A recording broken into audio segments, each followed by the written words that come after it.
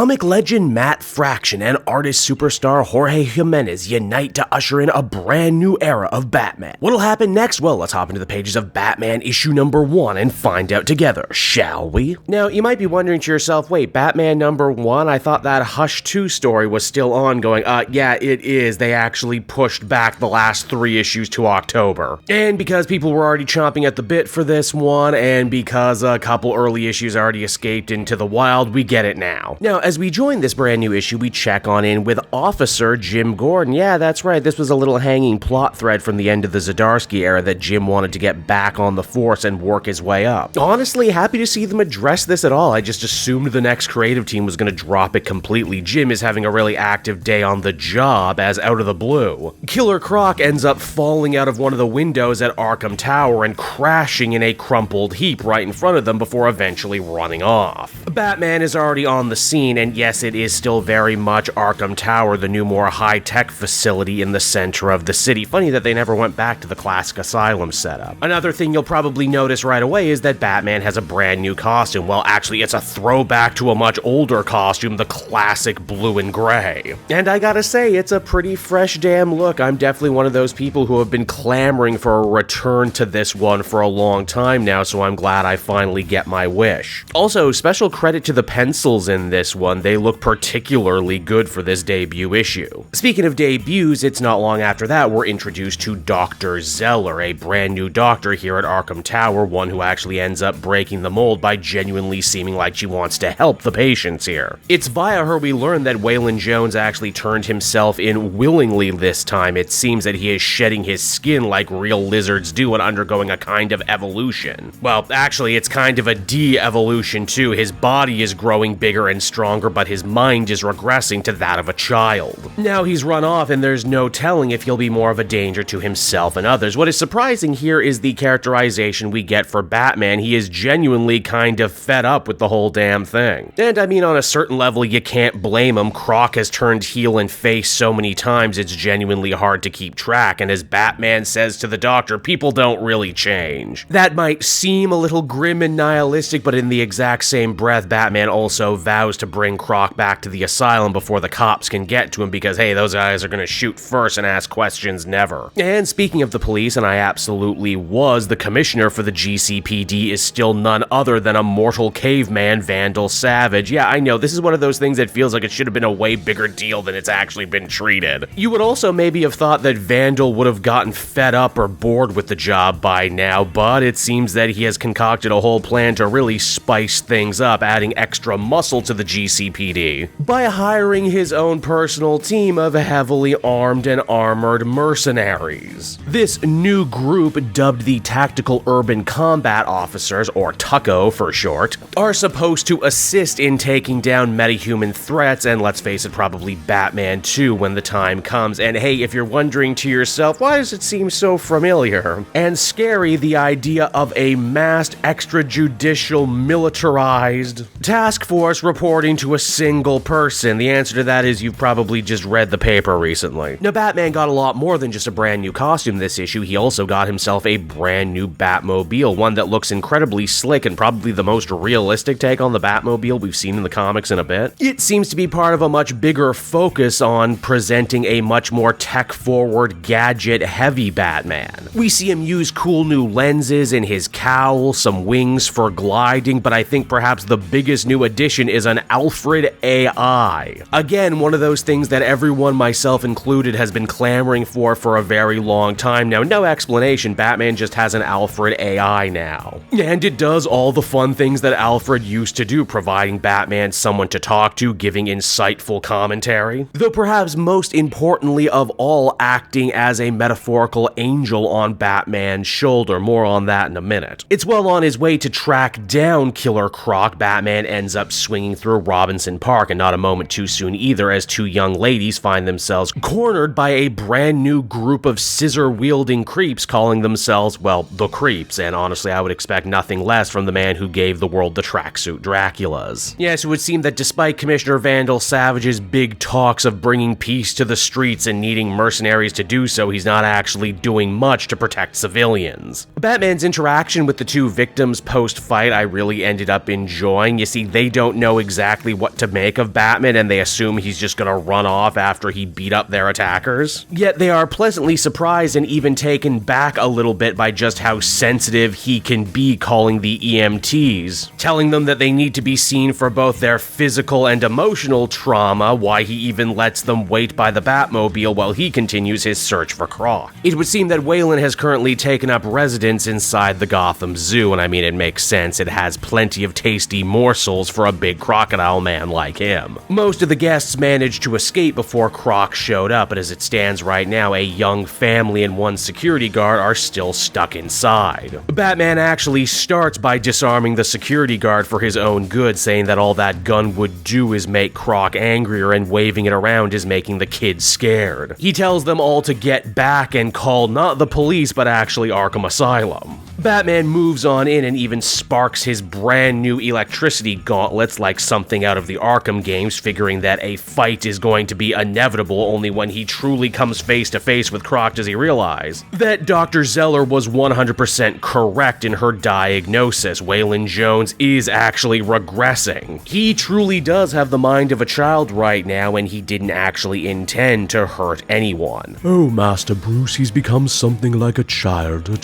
alone in a terrible, violent world he cannot understand, drowning in fear. If it is as you say and no one ever really changes, Master Bruce, then surely you know how that feels. So yeah, Batman wins the day in this situation by not fighting at all. In fact, he decides to unmask and actually sit and talk with Killer Croc. What do they bond over? Oh, just their mutual love of giant dinosaurs, as Bruce says to Croc, yeah, you know, I used to have one like this in my old house. It's also right around here too, Croc of all characters ended up getting me misty-eyed in the coffee shop Wednesday morning as I read this. Head bad, maybe am bad. Only for Dr. Zeller to appear on the scene and say, oh, Croc, you're not bad, you just made a bad decision. Let's get you back home to the tower and we can help you. She even gifts him a little toy version of the giant dinosaur, and what does Waylon do? He turns around and gives it to Batman before saying, who'll help you? And that little dinosaur becomes Batman's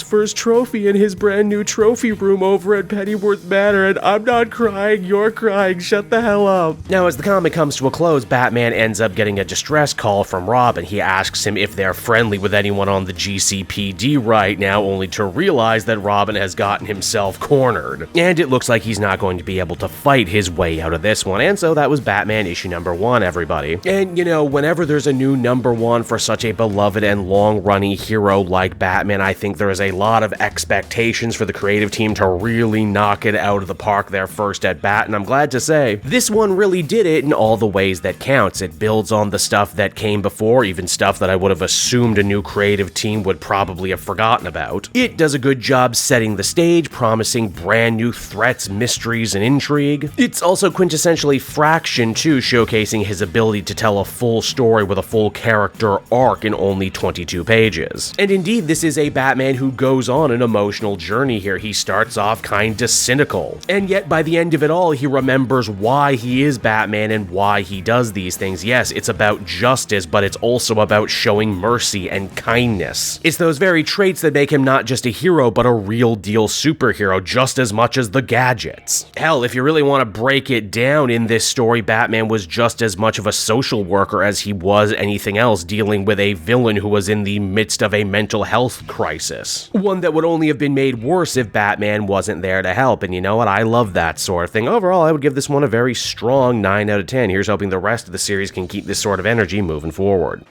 Hey there everyone, it's your pal Cape Joel again, and if you're seeing my face right now, that means you watched to the end of the video, and I'll always be grateful for that. Retention helps in this crazy YouTube game, and so does becoming a patron. If you head on down to the description, you can find a link to my Patreon page. Recently just redid all the tiers, a lot of cool stuff offering up there, exclusive commentaries, exclusive polls, behind the scenes concept art for Capes and Quest. That's the brand new D&D show I've started soon. Never been a better time to become a patron. You can become a patron for as little as $1 a month and help the channel grow, and help me continue to deliver content like what you just saw. So I want to thank you all, and I will see you again next time. Bye bye.